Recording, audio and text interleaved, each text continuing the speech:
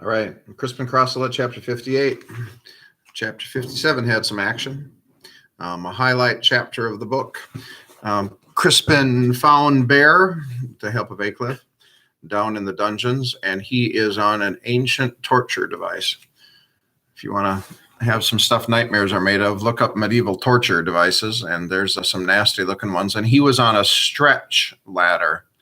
So arms and feet stretched out, tied to this wheel. And as they turned the wheel, it would pull the arms and legs further and further apart, gradually pulling them out of their joints and just making it cruel in order to torture someone to get information. So that's what they'd been doing to Bear. He'd been whipped. He'd been burned. He was barely alive.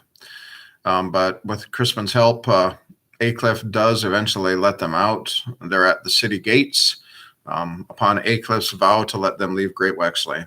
We are now chapter 58. As we went along, passers-by stopped and gawked at us in silence. Others followed in our wake. I have a dagger, I whispered to Bear as we approached the town gates. Give it to me, he said, and came close against my side. When he did, I slipped the dagger from my pocket and gave it to him. He took it in his great hand, concealing it in the folds of his cloak. When we reached the city gates, though they were open, they were guarded by soldiers. Aycliffe paused and turned. In one hand, he held his sword. In his other hand, he had a dagger. Let us pass, I called out to Aycliffe. In response, he shouted so all could hear, both of you are traitors, and by my honor, you'll go no farther. I have made a vow to let you go, but this boy has been proclaimed a wolf's head. No one else is bound by my oath. Anyone may slay him. I'll give £1 reward to anyone who slays this wretched boy, here and now. I shrank close to Bear. It was he who cried out to Aycliffe, Coward! Traitor! It's not you I want, the steward said. It's the boy. He's vexed me long enough. Leave him, and you can have the reward. In response, Bear shoved me behind him so he faced the steward. His cloak had fallen away. In the morning's early light, his huge body was filthier, more bloody than I had realized. Whip and burn marks scored his chest and arms, but the dagger was in his hand. Son of Lucifer, he cried to Aycliffe. Oathbreaker! Murderer! I glanced around. The soldiers, swords in hands, had formed a semicircle behind us. Before us, it was much the same. Aycliffe stood unmoving, soldiers right behind him. Quickly, they shifted so that we, the steward, Bear, and I were completely surrounded. Some of the soldiers were grinning, so eager they were to watch us die. Beyond them, townspeople gathered too and gawked. Now the steward moved forward. His broad sword was extended and moved from side to side. The hand that held the dagger he kept wide. I tried to keep out of the way. Bear, with just the dagger held before him, remained unmoving, gazing at our enemy. Aycliffe made a thrust with his sword, which Bear stopped with a sudden movement of his dagger. The metal clashed loudly. From those behind us, I heard a collective intake of breath. His stroke had gone amiss. The steward backed away. Then the two men, breathing hard, eyed one another. Aycliffe made a series of lunges, first one way, then another, which Bear managed to beat away, but only because he retreated. Aycliffe paused again. It was Bear now who attacked, trying to slip sideways to the steward's dagger side while making a dive at the man's body. Now the steward swung wildly around with his broadsword, forcing Bear back. Once again, the two men paused while trying to decide their next move. It was the steward who made the next series of thrusts. These Bear avoided, but I could see that he was tiring.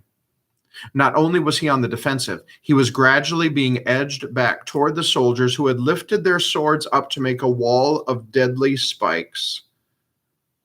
Bear tried to move forward, but Aycliffe swung wildly. Bear, I shouted, there are soldiers behind you. Whether he heard me or not, Bear tried to press back upon the steward. While he made some progress, it was very little. And now, as if some signal had passed between Aycliffe and the ring of soldiers, they began to creep forward, making the spiked circle smaller and smaller. It was then that Aycliffe swung hard while lunging. In doing so, he struck the dagger clear out of Bear's hand. The blade skittered across the stones. Bear made a move toward it, but was blocked by the steward and his blades. Then Aycliffe began to close in on Bear. But with all eyes on the two of them, I ran forward and snatched up the dagger.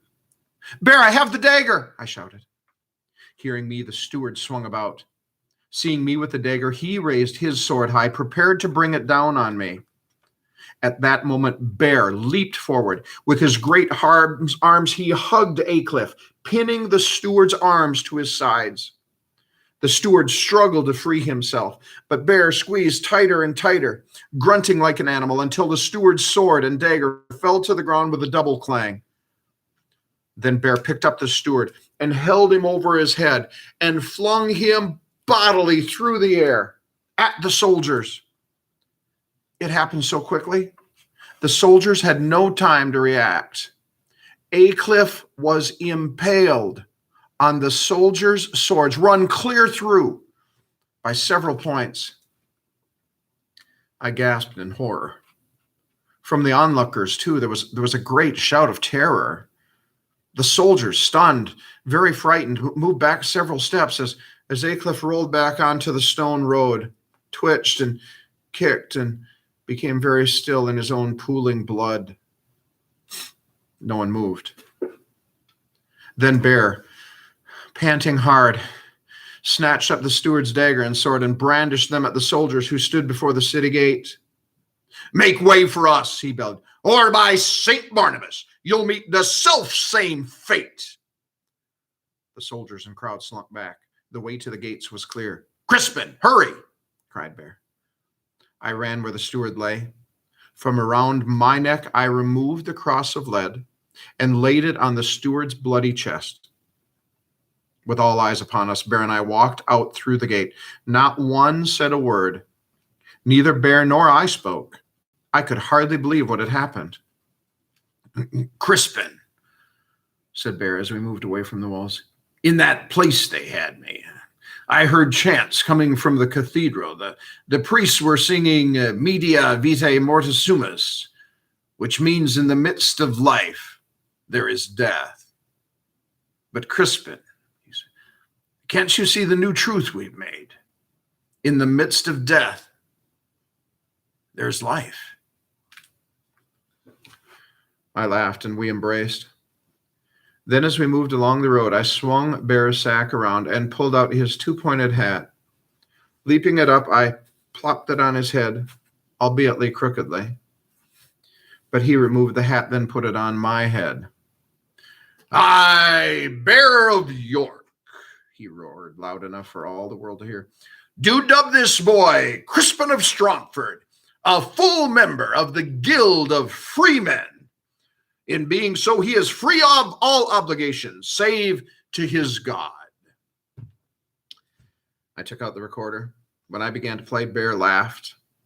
Then he began to sing. Though he did not sing with his usual bellowing voice, it was his voice all the same. "Lady Fortune is friend and foe. Poor she makes rich, and rich poor also. Turns misery to prosperity, and wellness into woe. So let no man trust this lady, who turns her wheel ever so." Then as I played the pipe and Bear beat on his drum, we two cantered forward on our journey. And by the ever-loving God who sits above, my heart was full of more joy than I had ever felt before. I was unfettered, alive to an earth I hardly knew but was eager to explore. And what's more, I knew that feeling to be my newfound soul, a soul that lived in freedom. And my name, I knew with all my heart, was Crispin. Crispin Cross of Lead by Avi. Got to be one of my favorite books of middle school literature, historical fiction. And if you look it up, you'll find a lot of those events of the day, the Great Plague and the rebellion and all of those things, they're true to history. And things like that happened. Difficult time. We're fortunate to live where we do, but it's fascinating to study and read and think about that. Wish they made a movie of it, but they haven't yet. maybe someday. I hope you enjoyed Crispin, Cross of Lead.